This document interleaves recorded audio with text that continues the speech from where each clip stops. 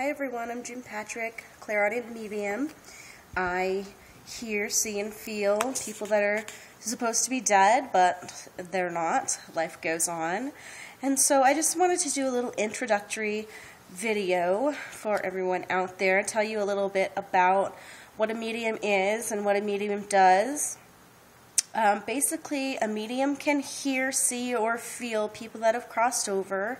When we die, we continue on in our natural state, which is a spiritual state, and I'm able to communicate with people who have no longer have their physical vehicle, as I like to call it.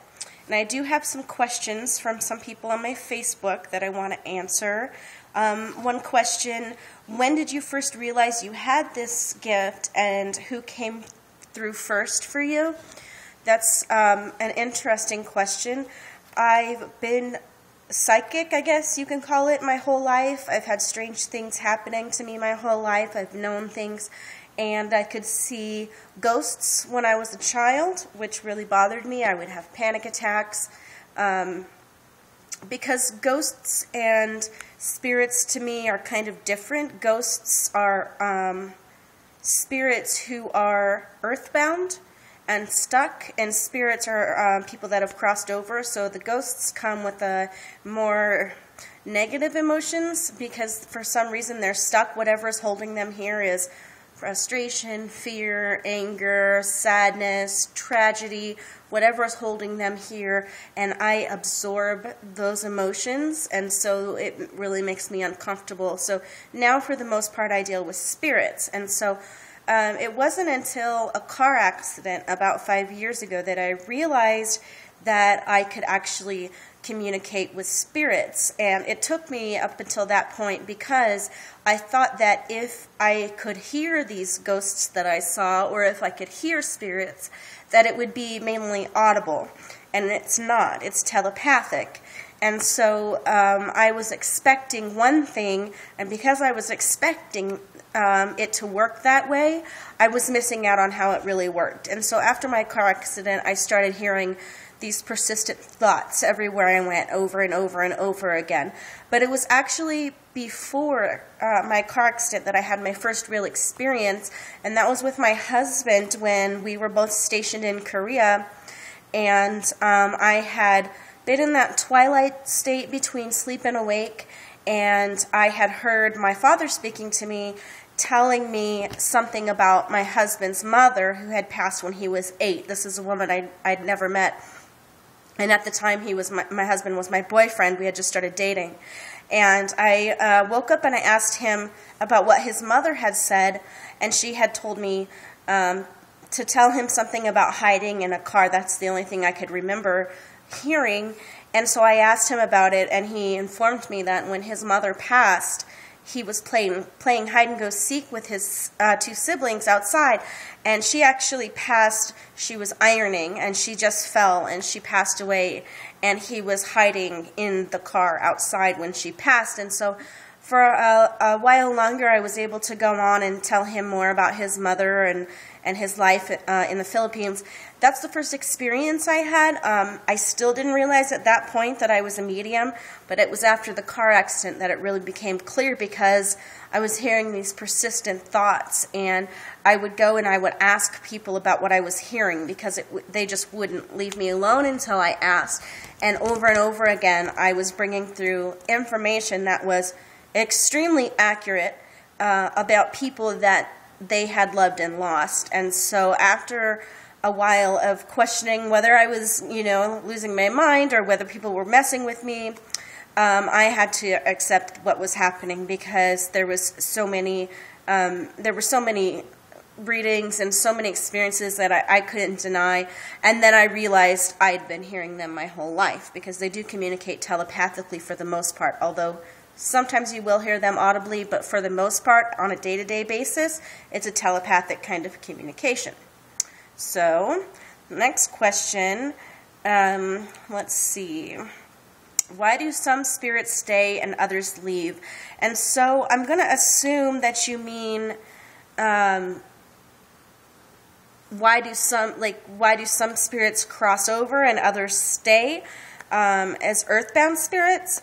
Earthbound spirits are stuck because of some kind of negative emotion that keeps them attached and keeps them from crossing over. Whatever that negative emotion is, it keeps them from moving forward.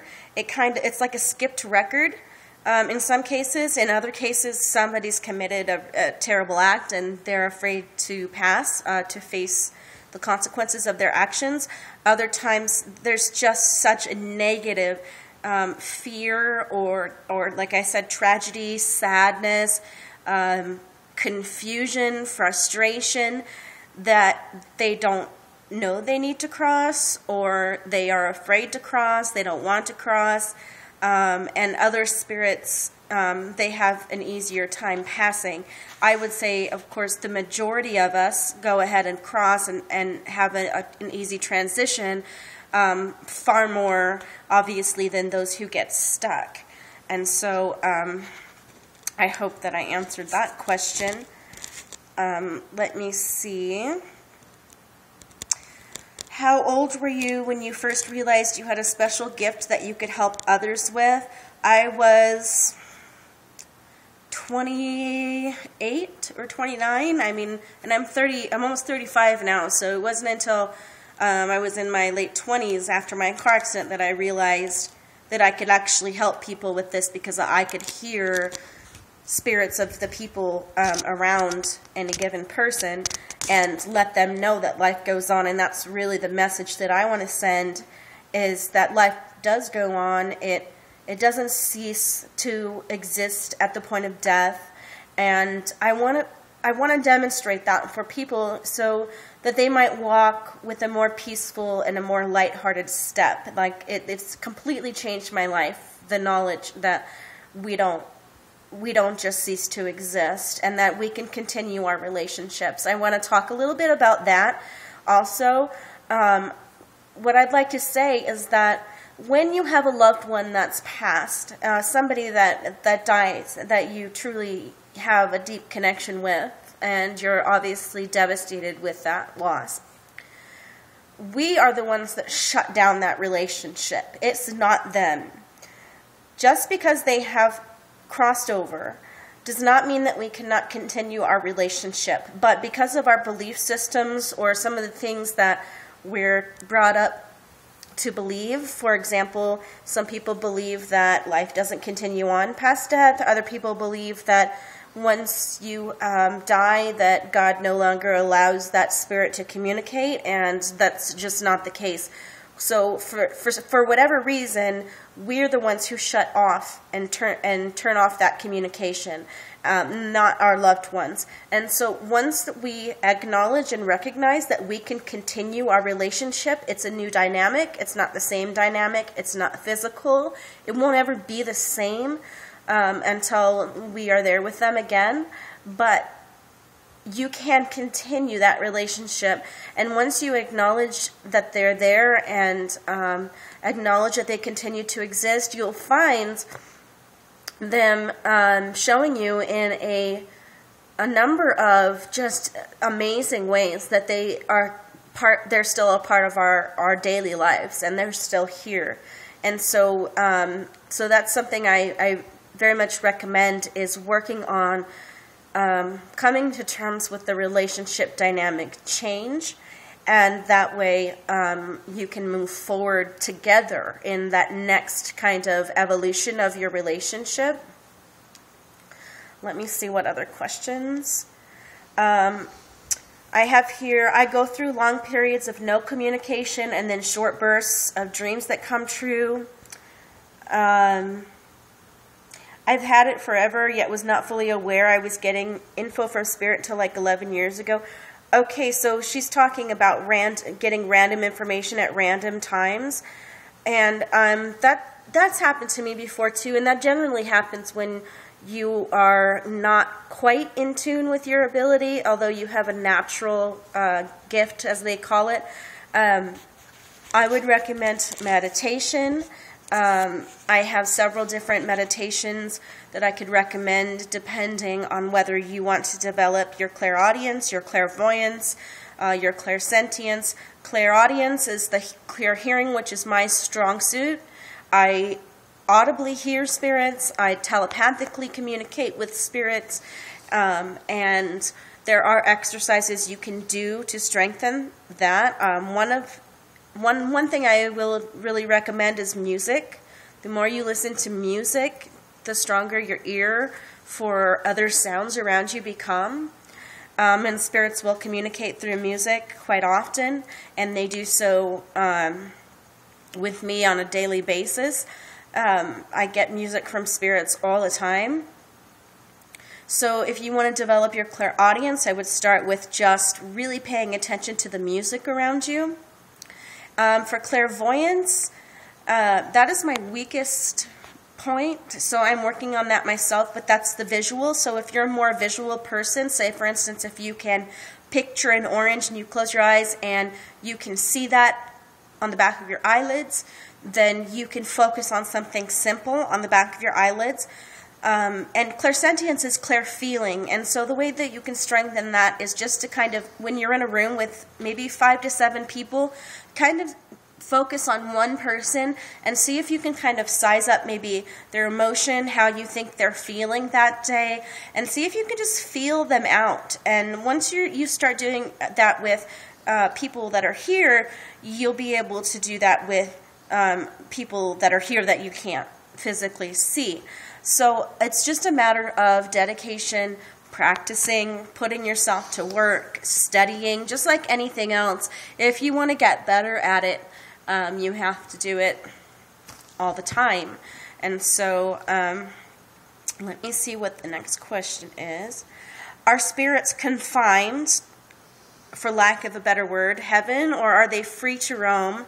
Or are the only spirits we can contact here on earth bound here? Okay, so no. We can contact earthbound spirits, but they're much more difficult to communicate with because of their emotions. And that's one thing that my assistant Sean and I are wanting to do, is to help spirits cross over, which is something that makes me a little nervous just because of the negative emotions involved with earthbound spirits. Right now I don't deal with earthbound spirits. I kind of tend to avoid them because of the negative emotions. No, we're not bound. I mean, once we cross over, we're free to come and go. I mean, our God is a compassionate God, and He allows us to continue our relationships with the people that we've loved. He doesn't just cut those relationships off. So once we've crossed over, we're free to kind of come and go. We're not stuck to where earthbound spirits, they haven't crossed. So for example, they can't come and go. They're stuck in one place. When we're crossed over, we can come back, we can visit our family, we can bring them signs, we can whisper in their ear, we can talk to them, we can play them music. Any number of things to show them that we're still around. And so to answer your question, no, we're not. We're not like earthbound. We are able to come and go, which is a wonderful thing, which is why I'm able to hear the spirits that have passed over and crossed over. Do our pets cross over, and are they with our families, or do they remain with us, or both? Okay, I personally don't pick up a lot of animals, but from what I've experienced, I know that they can remain with us, or and they cross over and they remain with us. They don't get stuck earthbound. They just stay around us, or they can stay with somebody, a loved one on the other side. It's either or. And I've experienced personally a cat that's passed that stuck around so much to the point where I would hear this cat scratching on the couch, and there was no explanation. It caused me to jump a foot off my couch because I could hear the cat scratching and feel the cat scratching on the couch, but there was no more cat. So yeah, they do. They stay with us. For whatever reason, I'm just not very sensitive to pets that have crossed. Every once in a while, I'll pull one through, but for the most part, I deal with human spirits. Okay, so when was the last time you were able to hear nothing but silence? Okay, that's easy. It was just a little while ago, and this is what meditation is. You have to train your mind to be completely silent. And so to do that, you have to meditate. And this is very important in progressing if you want to be able to communicate with the people around you in spirit. You have to be able to quiet your mind. And it's taken me a good 3 to 4 years to kind of master this, where I can meditate and I can go into a state where I hear absolutely nothing, complete silence. In order to do this, I recommend that if you are a more verbal person, that you focus on a word at first: love, peace, patience, kindness, hope, whatever positive word you want to focus on, and even a sentence. If the one word is too difficult, even a sentence, positive mantra or what have you, repeat it over and over again so that your mind is focused just on that one thing. And if you have thoughts that come in and interrupt, that's okay. Don't get frustrated, or it'll make it worse for you to, or harder for you to concentrate. But what you can do is just let that thought in and out, and then refocus on the sentence or the word. If you're a visual, you can focus on, like I say, a fruit or a flower, but it has to be something very simple so it doesn't work your mind, because the whole point is to quiet your mind. And so the thoughts, they'll come and go, but you just refocus. You let the thoughts come in, and then once you catch yourself drifting, you refocus back on your focal point. And the more you practice this and the more you do this, the more you will be able to sustain that complete quiet. And after you've mastered being able to hold on to the thought or the picture, you can just focus basically on the back of your eyelids and focus on absolutely nothing. Complete quiet. Shut down, like, your ears, so your thoughts are just done, and you don't have anything going on in your mind. That's the ultimate goal. And that's when you will hear spirit. And that's what I do before every reading, so that I can hear them. And if you do this, you will hear them as well. So let me move on to the next question. Let's see. Do you always see spirits at the same time you hear them? No, I don't. As a matter of fact, I'm not a strong clairvoyant. I don't see them very often physically. I see them in my mind's eye, and so it's kind of like a memory. If you were to think about a very strong memory that you have, or a recent memory, it's sort of like that, to where you see a picture in your mind's eye, and it's clear, but it's a little soft and fuzzy. And so sometimes the picture that I'll get is very, very clear, to where I'll see what they're wearing and what they look like. And other times I won't see them at all. They'll just describe themselves to me. So I'm very heavily clairaudient, and I'm working on my clairvoyance so that I can actually see them as well. But that's something that's kind of freaked me out my whole life, because I used to see ghosts, which, like I said, are different to me than spirits.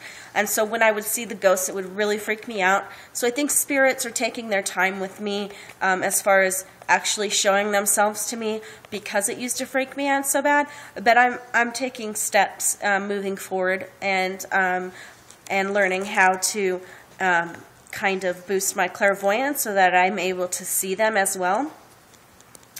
Okay, let's see. And I have someone who had a question about a dream, but my dreams are so uneventful. I don't have premonitions. I've maybe had 2 or 3 premonitions in my entire life, and they were very boring. I mean, they were completely insubstantial. I don't know what dreams mean. I'm working on that part too. How do you feel about spirits that choose to be attached to an object and stay earthbound? Is that healthy and safe for them or for us? Well, as I said, the earthbound spirits, they hold on to a lot of negative energy. And so, I mean, no, it's not really healthy for them. They need to cross over. They need to progress, because once we cross over, whatever we've done here in this life can be fixed. We can progress. we can go through kind of like a refining fire, so to speak. So that way we can progress spiritually and become more knowledgeable souls and take the experience that we've had while we're here and use it to grow, just as we do here, hopefully. From a child to the point where we're at now, we've learned our lessons, hopefully learned our lessons, and have used them to become better people, and we can do that on the other side. Energies that are kind of attached to things or places, they can't progress because they haven't made the transition. So no, I would say it's not healthy for them. But I don't see how it would be unhealthy for us unless we are, in an environment with a real negative energy and it's affecting us. I mean, otherwise, I don't see how it would be unhealthy for us, as people that are living. Okay, do spirits travel and remain within certain circles, like families and friends? Do we always stay with our spirit circles when we reincarnate back here? Well, I can't speak on always because, there's some mediums or psychics that will make you think that they're all-knowing, all-seeing. I'm not. I catch a glimpse. I'm like, you know what, I like to describe it as I'm a kid outside a really foggy window, and I've wiped off some of the glass, and I'm just getting like a little peek inside. And so I do believe that we travel in soul groups. I have some very dear friends that I believe that are part of my soul family, and that we travel in almost like wolf packs. I mean, we travel together, and so we reincarnate together. So yes, I do believe that not only our families, our husbands, our parents, our children, and etc. Not only do our families travel together, but I think that our closest friends travel together as well. And you can feel those connections when they're in your life. And so to answer your question, yes, I do believe that we travel together, and to me that's a very comforting thing, because there are definitely people in my life that I absolutely want to experience life with over and over again, new adventures and such. So let me see what we have. Do you think that when you have a dream and you dream of a deceased person in it, do you think they're trying to communicate with you through the dream? Like I said, I don't know a lot about dreams. I do have stories about visits that people will tell me, and they are very real. They know they are not dreams. I personally have had a visit from a spirit that I have no idea who he was, but he came in with the most amazing jazz music that I had ever heard in my life. It was... there's no words to describe how beautiful this music was. And it started off soft and it got louder. And then I woke up and I turned, and he was sitting at the head of my bed, and he had his face turned away from me. And I said, "Oh my gosh, I can see you." And he said, "Oh my gosh, I can see you too." And it made me laugh out loud.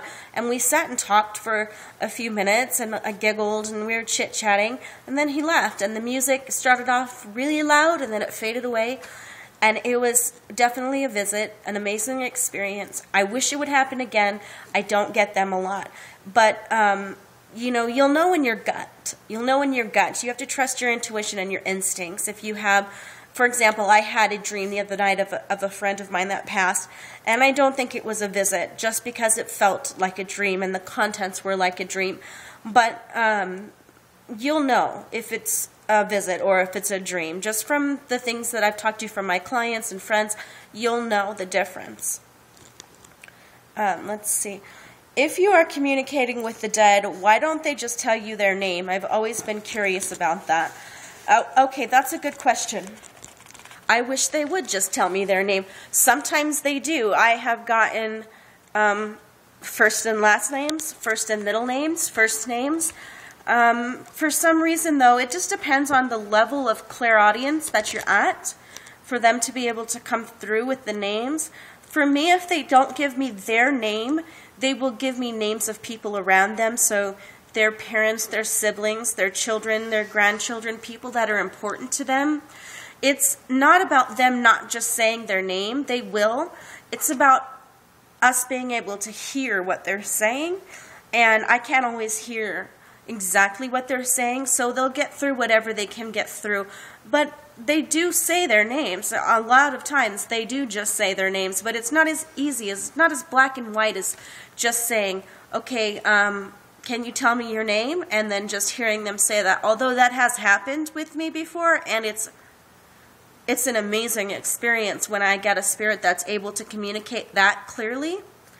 But it's kind of like we're both learning. The spirit and I, we're both learning how to communicate and how to maintain a relationship, and how to continue a line of communication, I guess, from one side to the next. So it's an ongoing learning experience between the spirits and ourselves. There are mediums who can just tell you their name. Like I said, I can bring through names, and I do bring through names, but it's not as cut and dry. And sometimes they'll give you an image, or they'll say, to try to get their name through. For example, if someone's name is Henry, they might show me like an O. Henry bar, candy bar. And so I'll ask somebody about candy bars instead of saying the name O. Henry. It's a matter of learning the symbols and signs that they bring through and being able to interpret what they're showing. And so as much as I and everybody else would love for it to be as cut and dry as just, what's your name? Hi, my name's Joe. This is just not the way that it works. But, you know, it can and does work that way, just not all the time. So I hope that I have been able to answer some of your questions. I will do more of these videos. This is a topic that I could go on forever about. It's endlessly fascinating to me. I am a genuine medium. I'm not a psychic. I don't predict the future. I'm very uncomfortable with giving people advice on their decisions. I do believe that we should all be responsible for our own choices in life. We all have our own paths, and I respect people's paths in life. So I don't do that kind of reading. However, I am able to hear spirit. I have many happy clients. I come highly recommended. If you go to my website, www.junepatrick.com, you can find me there. You can also find me on Facebook at www.facebook.com/JPLifeGoesOn. And I hope that you'll look me up and we can have some adventures in spirit communication together. You guys all have a wonderful evening, and we'll talk again soon. Bye-bye.